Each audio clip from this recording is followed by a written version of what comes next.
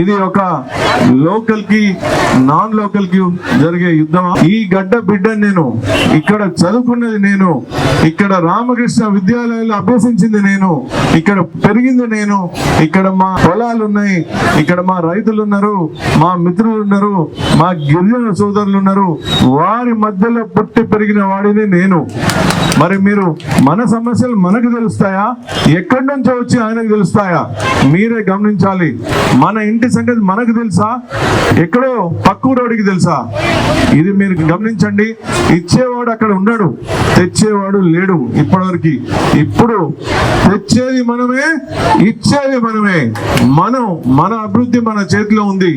మరి మనకి మే 13న మీరు మీ గుండెల్లో ఉన్న ప్రేమ ఓటు ద్వారా నన్ను మీరు దీవిస్తే, మీ సేవకుల్లాగా నరేంద్ర మోడీ గారి సైనికుల్లాగా నేను ఉండి వారు అక్కడ ఇచ్చేదంతా తీసుకొస్తూ ఇక్కడ సమస్యలు, ఇక్కడ అభివృద్ధి జరగకపోవడానికి కారణం వారికి చెప్పి, గత 10 సంవత్సరాలు పోయిన కాలం మనం వదిలేసి వచ్చే 5 సంవత్సరాలలో వారి దృష్టి ఇక్కడ ఆకర్షించి మంచి పథకాలు, మంచి పరిశ్రమలు, మంచి హాస్పిటల్ తెచ్చే అవకాశం ఉంటుంది.